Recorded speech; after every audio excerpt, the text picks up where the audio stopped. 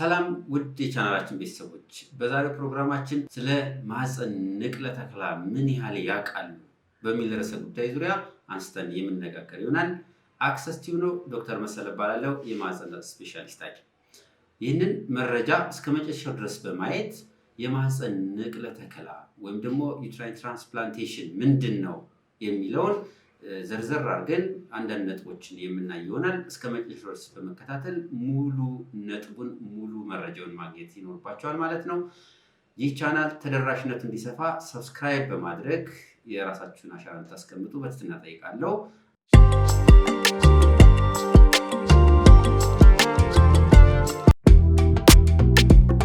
ማህፀን ንቅለ ተከላ ወይም ደግሞ ዩትራይን ትራንስፕላንቴሽን ማለት ምንድን ነው? እንዴት ይሰራል?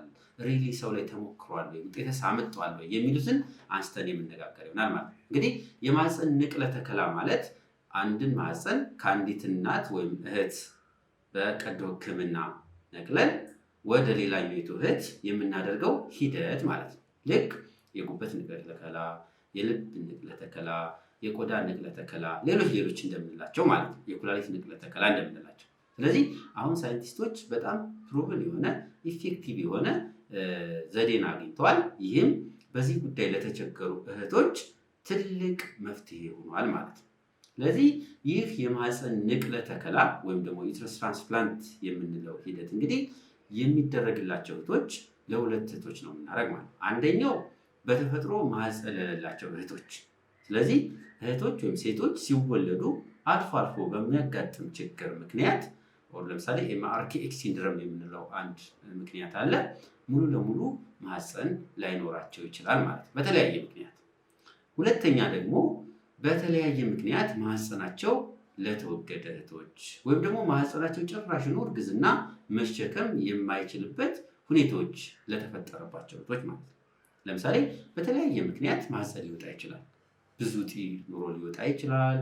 በመውለድ ሰዓት ወይም ደግሞ በማስወረድ ሰዓት ብዙ ደም ፈሶ ሊወጣ ይችላል። የተለያዩ ምክንያቶች አሉ እና እነዚህ ምክንያቶች ሲኖሩ ማህፀን ከሌላት ይቺት ለዚህ የማህፀን ትራንስፕላንት ለማግኘት እጩ ናት ማለት ነው። ስለዚህ እነዚህ ሁለት ነገሮች ሲሟሉ አንዲት እህት ዩትረስ ትራንስፕላንት ወይም ደግሞ የማህፀን ንቅለ ተከላ ማድረግ ትችላለች ማለት ነው።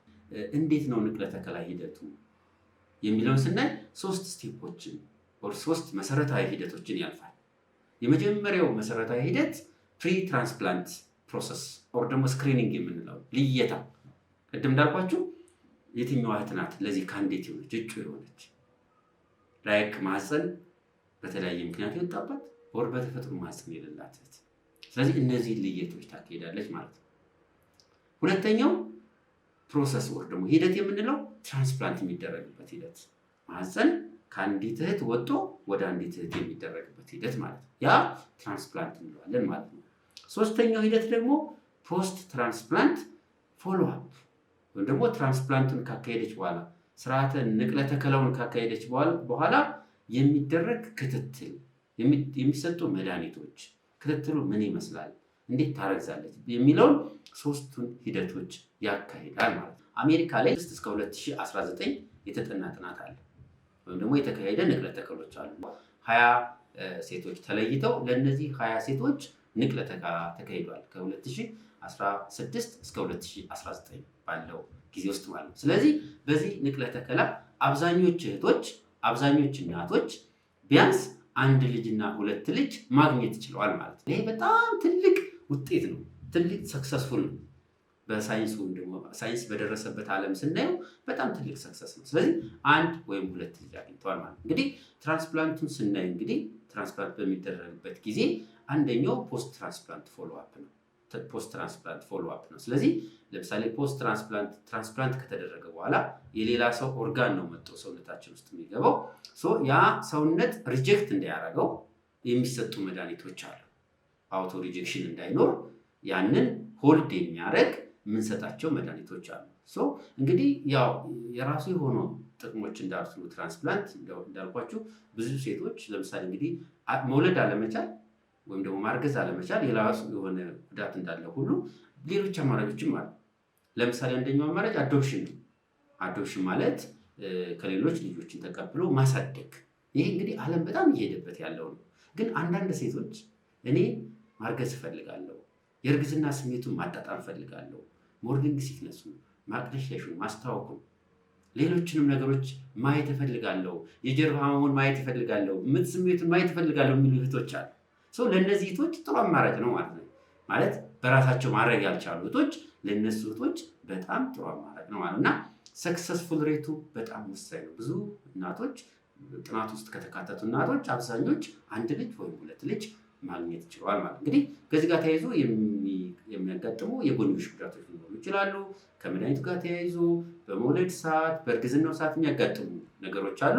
ይህ የማህፀን ንቅለ ተከላ ከሌሎች ለየት የሚያደርገው በጣም ቆንጆ የሆነበት ምክንያት አንደኛው ምንድን ነው? ለምሳሌ ይህች እህት የማህፀን ንቅለ ተከላ ተደረገላት። ከዛ አረገዘች፣ ወለደች፣ 1 ወይም 2 ልጅ ወለደች።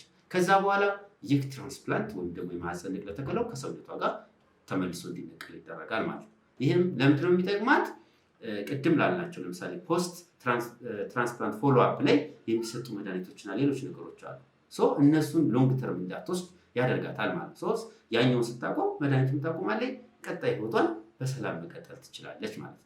ስለዚህ እንግዲህ በዚህ ችግር የተጠቁ እህቶች ቅድም እንዳልነው በተፈጥሮ ምንም አይነት ማህፀን የሌላቸው ወይም ደግሞ በተለያየ አጋጣሚ ማህፀናቸው የወጣባቸው ወይም ደግሞ እርግዝና ጭራሹን እንዳይሰጥ የሆነ ማህፀን ያጋጠማቸው እህቶች ይህ አዲስ መፍትሄ ብቅ ብሏል በዓለም ላይ ማለት ነው። ስለዚህ ያው አሁን አደጉት ሀገሮች ላይ ነው እየተሰራ ያለው።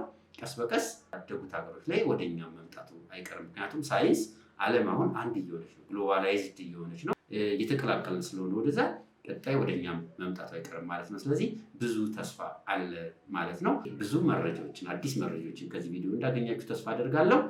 ይሄ ቪዲዮ ለሌሎችም ተደራሽ እንዲሆን ላይክ እና ሼር፣ ሰብስክራይብ በማድረግ ተደራሽነቱን እንድታሰፉ በድጋሚ ጠይቃለሁ። ስለነበረን ቆይታ በጣም አመሰግናለሁ።